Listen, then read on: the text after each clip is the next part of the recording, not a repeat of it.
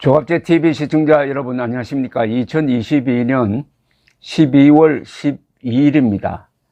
요사이 월드컵에서 너무 잘하는 팀이 두 나라가 있습니다. 모로코하고 크로아티아입니다.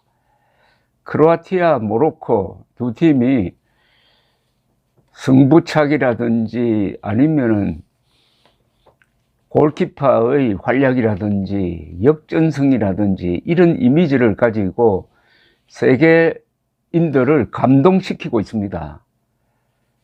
그 중에 이 크로아티아 이야기를 좀 하겠습니다. 나중에 시간이 있으면은 모로코 이야기도 하겠습니다. 이 기회에 역사 공부, 지리 공부 좀 같이 했으면 합니다. 크로아티아 하면은 한국인들은 상당히 인기가 있는 관광 명소 덕분에 친근한 이름이 되었습니다. 두브로브니크를 좋아하는 한국 사람들이 많습니다.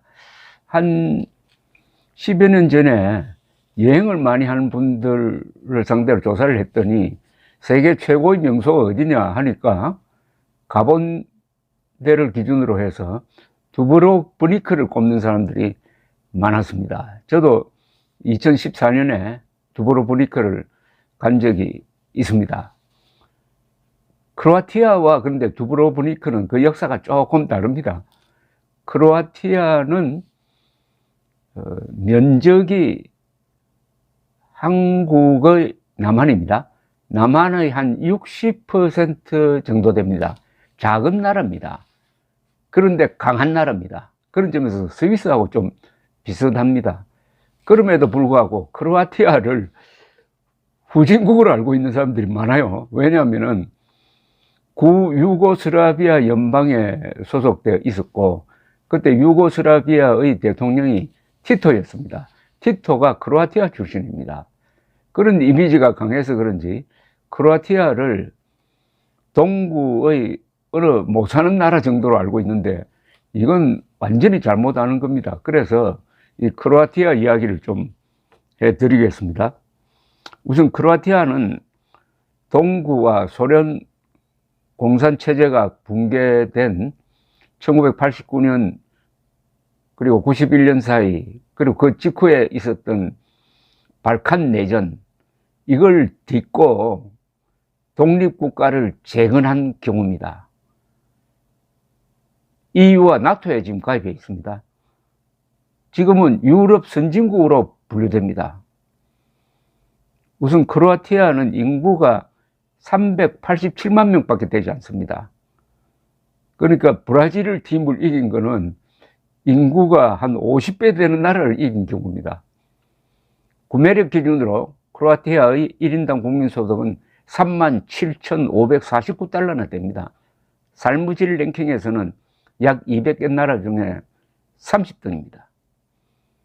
이 국토는 작은데 관광 명소가 많아요. 바다도 있고 산도 있고 계곡도 있습니다. 특히 한국인들이 좋아하는 두브로브니크, 스플리트, 흐바르섬, 자그레브, 플리트비체 공원 등등인데 여기 스플리트라는 이 항구 도시에는 로마 황제 디오클레티아누스가 은퇴 후에 살았던 궁전이 아직도 남아 있습니다. 그런데 그 궁전이 상가로 지금도 쓰여지고 있습니다. 스포츠 강국입니다. 가장 특징적인 게 이 사람들이 네덜란드나 세르비아, 몬테네그로 이런 사람들과 함께 세계 최장신 국가입니다. 남자 평균 키가 한 184cm 됩니다. 여자는 거의 170cm. 그래서 미국, 유럽에서 활약하고 있는 남자 모델 중에서 크로아티아 출신들이 많습니다. 카타르의 영웅으로 떠오르는 루카 모드리치 선수는 유럽 최고의 축구 선수로 꼽힙니다. 이 UEFA 챔피언 팀은 2013년 이후 크로아티아 선수가 꼭 한 사람은 있었다고 합니다. 그러니까 크로아티아 선수가 있어야 유럽 챔피언 팀이 될 수 있다는 이야기고, 종합 격투기의 왕자를 오래 지낸 미르코 크로캅도 이 나라 출신입니다. 그러니까 우선 체력이 좋습니다. 체격이 좋고요. 가장 유명한 크로아티아 출신 천재는 이 에디슨과 라이벌이었던 테슬라죠. 테슬라라는 사람이 교류 전동기를 만들어 가지고 그게 세계의 스탠다드가 되었습니다. 자그레브가 이 테슬라의 고향입니다. 거듭 말씀드리지만 크로아티아는 동구 국가가 아닙니다. 지리를 보면은 아드리아해를 끼고 이 베니스와 마주보고 있습니다. 베니스의 바다 건너편이 이 크로아티아입니다. 달마티아 지방이라고도 그렇게 불리고 있습니다. 로마 시절부터 유럽 문명권에 들어갔습니다. 그리고 크로아티아 사람들은 아주 끈질긴 이 크로아티아 사람들은 인종적으로 남슬라브 사람들로 분류되고 있습니다. 그런데 이웃에 강한 나라가 많았어요. 베니스, 헝가리, 오스트리아, 오스만 터키, 세르비아 등으로부터 그야말로 압박과 서름을 받았지만은 불굴의 독립정신으로 근사한 나라를 재건한 점에서 한국과 비슷합니다. 그러니까 수비전, 승부차기로 역전승을 이어가고 있는 그들의 모습이 그 나라의 초상화입니다.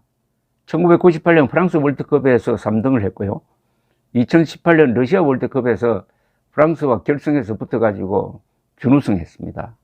크로아티아는 준결승에서 오는 15일 아르헨티나와 붙습니다.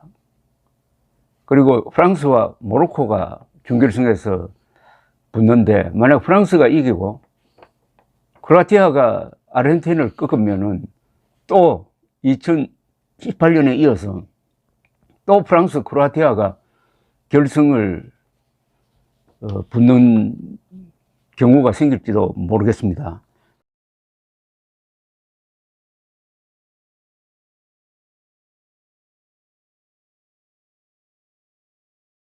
(2018년) 러시아 월드컵에서는 크로아티아가 16강, 8강, 4강전을 모조리 연장 승부로 이겼습니다. 그러니까 얼마나 이 사람들이 끈질기냐, 좌절을 모르느냐 하는 것을 알 수가 있습니다. 특이한 게 크로아티아가 바로 넥타이를 만들어낸 곳입니다. 17세기 독일을 중심으로 30년 종교전쟁이 일어났는데 그때 크로아티아 군인들이 참전을 했는데 이 사람들이 목을 감는 일종의 목수건이 아주 아름답게 디자인되어 가지고 그게 유럽으로 퍼지면서 넥타이가 되었습니다. 넥타이의 발상지입니다.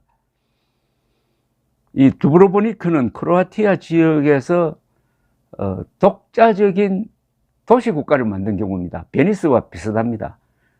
그래서 한때 수백 년 동안 베니스와 두브로보니크가 제해권을 놓고 서로 맞붙었던 적도 있습니다. 그때는 두브로보니크라고 하지 않고 라구사라고 불렸습니다. 대단한 나라였습니다. 이 라구사가. 지금은 크로아티아 소속이 되어 가지고 관광 명소가 되어 있는데 이 두브로보니크 이야기는 별도로 말씀드려야 되겠습니다. 대충 크로아티아가 어떤 나라인지 설명이 됐는지 모르겠는데 그 크로아티아라는 나라와 지금 카타르를 누비고 있는 크로아티아 팀과 이미지가 좀 비슷하지 않습니까? 어쨌든 스위스처럼 당찬 나라입니다. 그리고 좌절을 모르는 나라입니다.